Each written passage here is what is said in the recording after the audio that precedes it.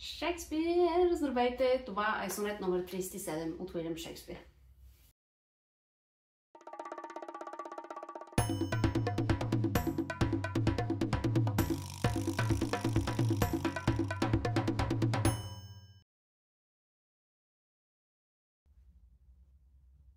Тъй, както немощен баща следи на буйния си син игрите мили. И аз, усъкатен от рой беди, утеха виждам в твоите млади сили. Защото хубав, умен, знатен, млад, в тебе идеала въплатене. И аз към тази Божа благодат присаждам обичта си, кълм от мене. И вече от беди не съм разбит, а плъзва в мен млад сок въображаем. И жив съм, и усещам се честит зрънце от твоята слава взел назаем. Бъди с каквото щеш, ощастливен. Щом имам теб, то влива се и в мен.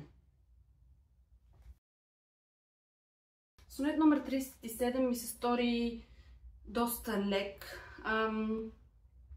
Общо взето каквото вижда поета, а именно младостта в красивият мъж, го кара да се променя, да младее и да е щастлив. Няма много противоречия, може би само в първия катрен.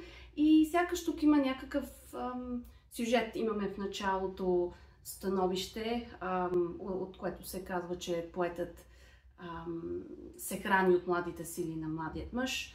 И после имаме обяснение защо това е така, защото той е като един истински идеал. Имаме препратка към религията, Божа благодат. И имаме също раждането на нещо ново, посаждане на обичта, кълм от мене. И всъщност, защо казах, че имаме някакъв типичен сюжет? Защото в третия катрен се вижда как всъщност бедите от споменати в първия вече не разбиват поета. И вече от беди не съм разбит, плъзва в мен млад сок въображаем. Тоест обратът се е случил и то е благодарение на младият мъж, благодарение на неговата красота. И тя посажда всъщност нов живот в поета. Зрънце от твоята слава взел назаем. С това поетът се чувства по-жив и щастлив и честит. Интересното е, че нямаме само хвалба за красотата на младия мъж. Имаме умен и знатен и млад, което мисля, че в предишните сонети го нямаше.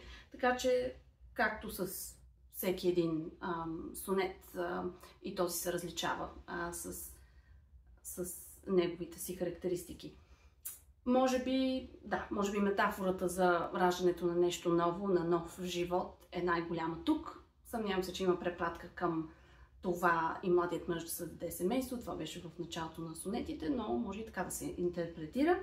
Тук със сигурност обаче в този сонет той е много праволинеен. Само се говори за това как поетът, как се въздейства поетът от това, което вижда, но нямаме препратки към отношението на младия мъж към поета, което в други сонети имаме. Тук сякаш поетът е много заслепен от красотата, от характеристиките на младия мъж и няма дори въпросителна към това дали той се отнася с него